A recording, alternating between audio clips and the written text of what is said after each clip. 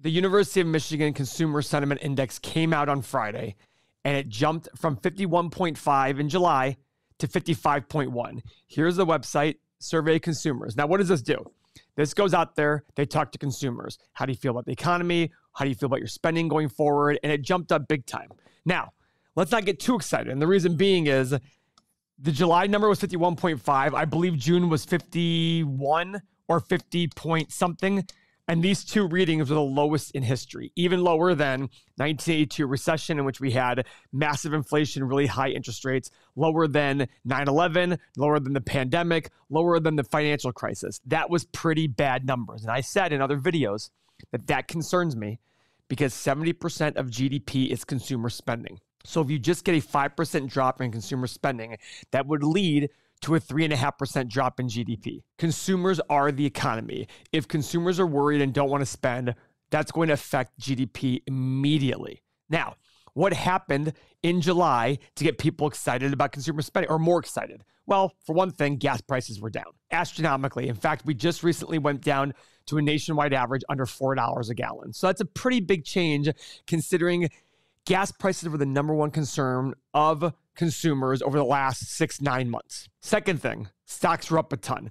I believe the S&P was up over 9% in July, made everybody that had the wealth effect. We feel like we have more money, we're more willing to spend. Now, President Biden is getting a lot of flack recently from some people on the right. Now, keep in mind, I'm libertarian, so I like attacking the left and the right quite equally. He said there was zero inflation in July, and people were saying, you're wrong, look, it was 8.5%. No, he is correct. From June to July, there was a 0% increase in CPI, which means June to July, there was no increase in cost of living. Year over year, from last July to this July, there was an 8.5% increase. He's comparing two different time periods. Now, for those of you who are Republican, who attack Biden for this, he is correct in what he said. Keep in mind, if this were Trump in office, he probably would have said inflation no longer exists. I have beaten inflation completely. I'm the owner of inflation. Now, is President Biden still being a politician? Absolutely. It's his job. He's going to focus on the number that makes him look the best, which is from June to July, there was 0% increase. But to his defense, of course he says that because all the July last year number is already done. I would be focusing on any number that can make me look good. But costs are still 8.5% higher this year than last year, same month to month. Does that mean that we're going to keep the 0% for a while? I don't know what's going to happen with inflation. All I know is that right now, when it comes to raising interest rates, the Fed is going to look at this and say, hey, we're not in the clear yet. In fact, the Minneapolis Fed governor, Kashkari, who's actually from Northeast Ohio, he has said we're not in the clear yet. We have some ways to go before we sit there and realize have we beaten inflation. And of course, that's correct. We can't go off one piece of data over 1 month. What we have to do is look at long pieces of data. See, gas prices were a big factor in this. When gas prices are plummeting that much, it's going to positively affect people's spending. Now, you see all these oil companies out there reporting record profits. Guys, don't get mad at the oil companies. Yes, oil prices are going to affect their profitability, but so do taxes, all these things. Like I sit there and say, don't get mad at oil companies for making profit off something they can't control directly. They're just waiting for different governments to pump out more and less oil at any given time. It's supply and demand. Now, the exciting part is we have Consumer Sentiment Index jumping up to 55.1. And this week, we have a lot of retail companies reporting. We have Home Depot, Lowe's, Kohl's, Walmart, Target, Foot Locker. Now, I want everybody to remember something about retail. Retail is changing. The internet is growing more and more and more online sales are accounting for total retail sales. But that does not mean that retail is going away completely. People still enjoy going out to buy from stores, just like restaurants. People enjoy eating at home. People enjoy eating out. It doesn't go away completely. I enjoy ordering online, but to be honest, I enjoy ordering my basics online. I know, to me, it'd be much easier for me to go out and buy clothes. That's just me. And I'm a 41-year-old male, and most guys don't even like shopping. I actually enjoy going to the stores and shopping. So I personally believe that there will be a lot of value to be had in retail sales kind of environment as time goes on, because people are assuming that all retail is going to go under. That's not the case at all.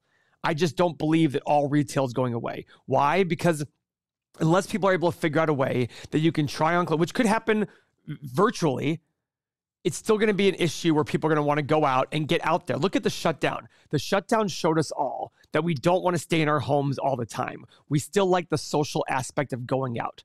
We still like the idea of being out with friends and going and doing things. Does that mean that malls are going to be revived? No, malls are going to change. Stores are going to change how they do business, because the fact of the matter is people still like the convenience of buying online. I do believe that, but I do believe you should watch out for potential in retail. Find the best retailers with the best propositions and the best financials and the best fundamentals, and there may be opportunity there as people look at retail and say, retail is dead. I don't believe retail is dead. Don't forget, all these other companies are still going to be able to partner with all the major. I just read the other day about DoorDash. They partnered with Facebook Marketplace. Now, this isn't about retail, but the point I'm trying to make is when I saw that, I was like, oh, that's a good idea. Kohl's has partnered with Amazon to make Kohl's locations an Amazon return area. This is great for both companies. My whole point about all this is retail is going to get smarter. They're going to figure out ways to get people into the stores. They're going to partner with online places to get people into the stores. This is just a reality of business. Look at malls. A lot of malls are doing things like changing the way in which the big box stores, they're going to sit there and put in apartment buildings. We're doing an apartment complex right now off of a mall in Sandusky, Ohio. This is a very great way for a mall operator to get some value out of their land and get more people around their malls to sit there and do things there. Malls are changing absolutely in the future. Does it mean they're going away? No, there's still a social aspect to the malls that I think will be there for a long period of time. They just have to change the way in which they do business. So going forward, go look at the retail companies, see what they're doing to make the experience better for their user. That is the big key for the future of retail. Consumers are still going to spend, and the more convenient it is to spend, the more they are going to spend. This is just a reality of business.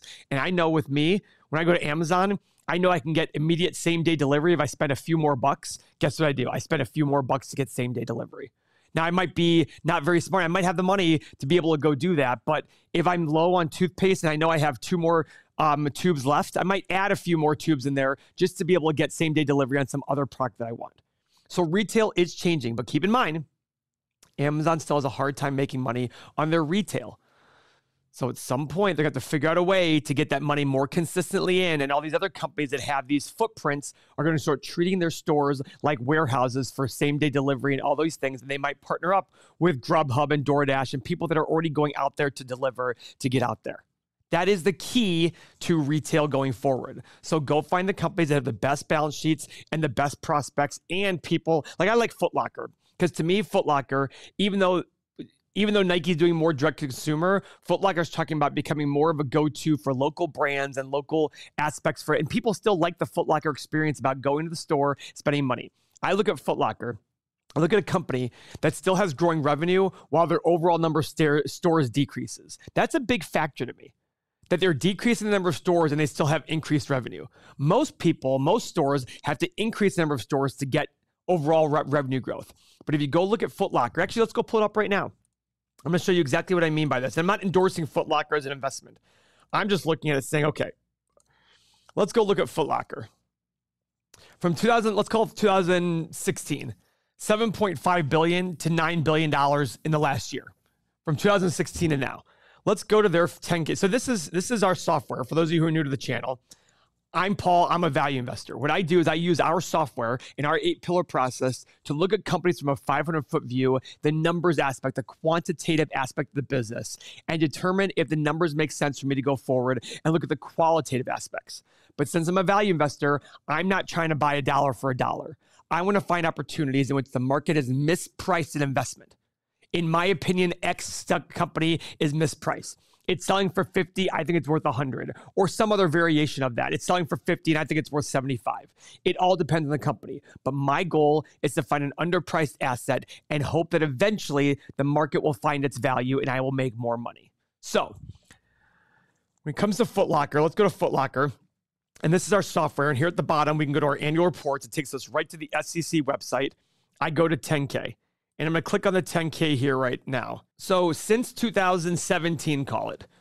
Total, this isn't total number of stores. Oh yeah, number of stores at year end, right here. Number of stores at year end. Last year, 2,858. 2017, 3,310. What is that? 500 less stores, 450 less stores, 15% less stores. And their sales are up from 7.78 to $9 billion. That's pretty impressive to me. I like that. They're getting rid of the junky stores, the stores that aren't working, and finding new store locations to sit there and make sure that they're maximizing their dollars. Now, this is an example. I'm not saying go out and buy Foot Locker. Do your research. Join our community. In our community, you can have conversations with lots of people up here. Thousands of people every day are talking in here about all types of investments. But the point is, with this company like Foot Locker, there's potential there because I like the fact that they're decreasing the number of stores and their revenue is going up. If you like this video and are interested in our 8-pillar process, please watch our next video where we explain the 8-pillar process more thoroughly and subscribe to our channel. Thank you for your time.